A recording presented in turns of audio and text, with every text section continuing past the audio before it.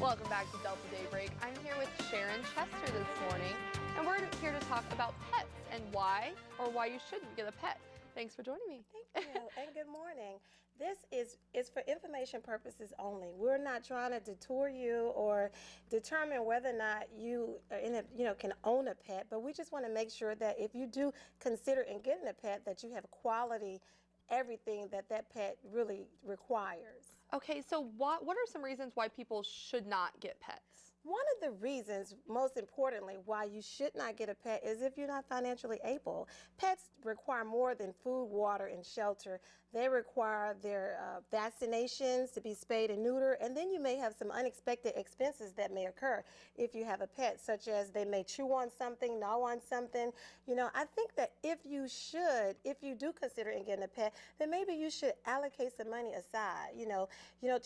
Check with your local veterinarians or whoever it is that you think that you may want your pet, whatever veterinarian it is that you think you may want your pet to visit, and check in the cost of everything and just try to set that money aside. Yeah. I know pets. My neighbor back home, I talked to her yesterday, and her dog tore his ACL jumping off of the deck, so that he has to have ACL surgery. Yeah. You know, so I mean, you never know what expenses might pop up. It's like a bababy. They really are. Yeah. And the cost could be, anything that can happen can be totally unexpected. And also, if you're considering getting a pet, do your research on the pet. See what type of health challenges they have. Some pets kneecap slip. Some pets have hip problems. Some pets have severe allergies, and some pets even have seizures. So you really need to do your research. And if you cannot accommodate the pet in this area, then you should not even consider getting one. Okay, what's another reason you should not? Time.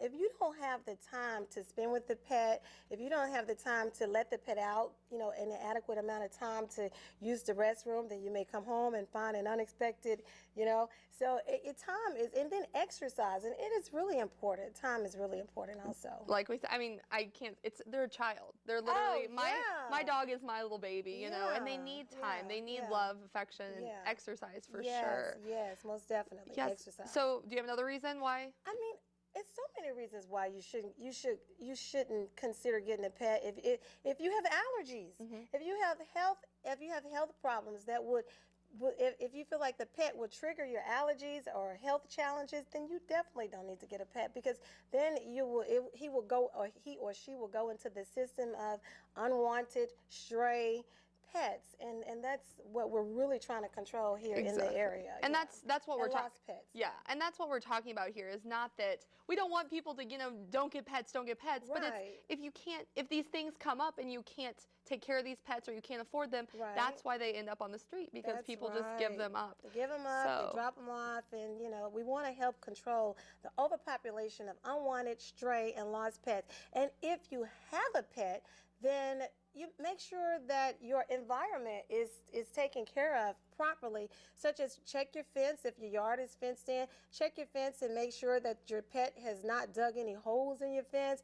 Do not underestimate your pet, and also make sure that your collar on your pet is sizable and fitting the pet properly.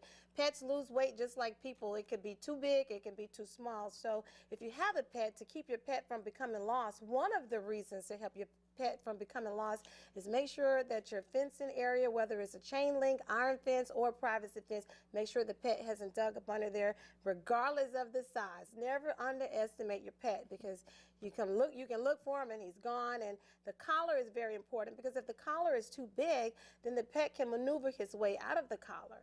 So and then the leash. When you're walking your pet, when you're letting your pet use the restroom, please let him out. Don't just let him out. Just take him out on the leash and let him do whatever he has to do. Okay. Well, thank you for all of these reasons. We really appreciate what you do. Yes.